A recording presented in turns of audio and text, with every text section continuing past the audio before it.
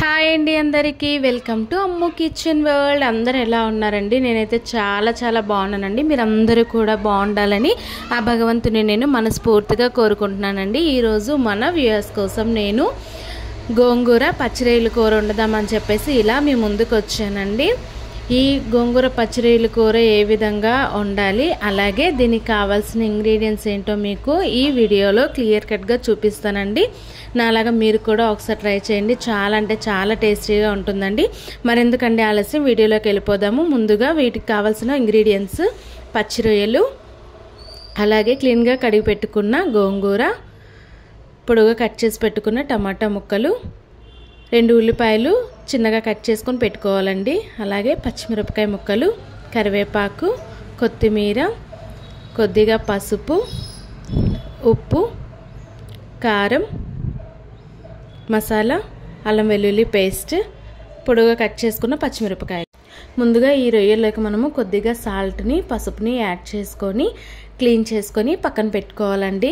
Pan heat అయిన తర్వాత దీనిలోకి మనము కడిగి పెట్టుకున్న రొయ్యలను వేసుకొని కొద్దిగా పసుపు, కొద్దిగా సాల్ట్ వేసుకొని వేయించుకోవాలండి. మీరు ఇక్కడ చూసినట్లయితే వాటర్ వస్తుంది కదా బయటికి, ఈ విధంగా మనము ఈ వాటర్ అనేది పూర్తిగా డ్రై అయ్యే వరకు మనము వేయించుకోవాలండి. గ్యాస్ అనేది సిమ్లో పెట్టుకొని వేయించుకోవాలి. వాటర్ అంతా డ్రై అయ్యే వరకు వేయించుకొని పక్కన పెట్టుకోవాలి.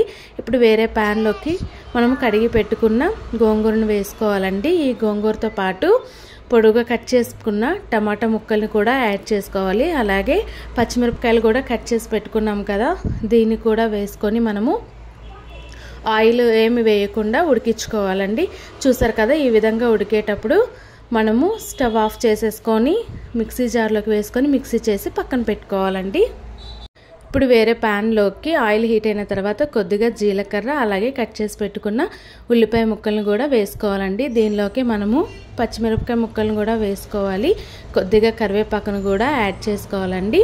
ఇప్పుడు దీన్ని మనము బ్రౌన్ కలర్ వచ్చే వరకు కూడా ఈ ఉల్లిపాయ ముక్కల్ని వేయించుకోవాలి.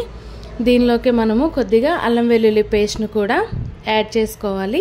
ఈ అల్లం వెల్లుల్లి పేస్ట్ అనేది పచ్చివాసన పోయే వరకు కూడా ఈ ఉల్లిపాయ ముక్కల్ని వేయించుకోవాలండి. ఇప్పుడు దీనిలోకి మనము ముందుగానే వేయించి పెట్టుకున్న రొయ్యలను కూడా వేసేసుకోవాలండి. రొయ్యలను కూడా వేసేసుకున్న తర్వాత ఈ ఉల్లిపాయ ముక్కలు, అల్లం వెల్లుల్లి పేస్ట్ అనేది దీనికి పట్టేలాగా ఒకసారి మనము ఈ విధంగా కలుపుకోవాలండి. దీనిలోకి మనము ముందుగానే పేస్ట్ చేసి పక్కన పెట్టుకున్న టమాటా గోంగూర పేస్ట్ని కూడా దీనిలోకి యాడ్ చేసేసుకోవాలండి. ఈ పేస్ట్ని వేసిన తర్వాత ఈ ఉల్లిపాయ ముక్కలకి, రొయ్యలకి, వీటంతటికి కూడా టమాటా పేస్ట్ పట్టేలాగా ఒకసారి కలుపుకోవాలండి. ఈ విధంగా ఉడుకుతున్నప్పుడు మనము కొద్దిగా వాటర్ని కూడా యాడ్ చేసుకోవాలి.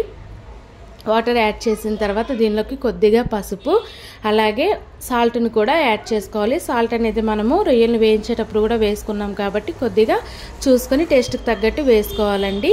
దీనిలోకి మనము ఇప్పుడే కారం కూడా యాడ్ చేసుకోవాలి. కారం వేసిన తర్వాత ఈ విధంగా ఉడుకుతుంది కదండి, చూసారు కదా. ఈ కారము, ఈ పసుపు, ఉప్పు మొత్తం అంతటి కూడా వీటికి పట్టేలాగా ఒకసారి ఈ కర్రీ గ్రేవీని మొత్తాన్ని కూడా మనము ఇలా కలుపుకోవాలండి.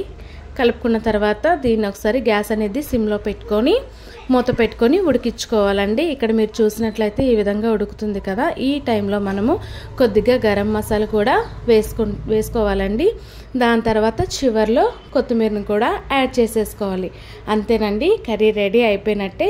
గిన్నె తీసుకొని సర్వ్ చేసుకోవాలండి. చూసారు కదా, చాలా అంటే చాలా సింపుల్గా కర్రీ అనేది రెడీ అయిపోయిందండి.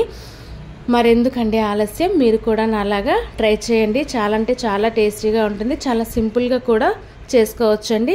అదేవిధంగా మీరు ఫస్ట్ టైం కనుక నా వీడియోస్ని చూసినట్లయితే లైక్ చేయండి, షేర్ చేయండి, సబ్స్క్రైబ్ చేసుకోండి.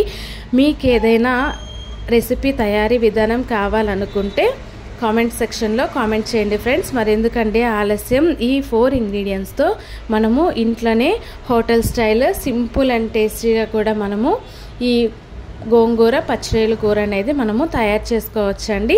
మరెందుకండి ఆలస్యం, మీరు కూడా ట్రై చేసి ఎలా వచ్చిందో కామెంట్ చేయండి.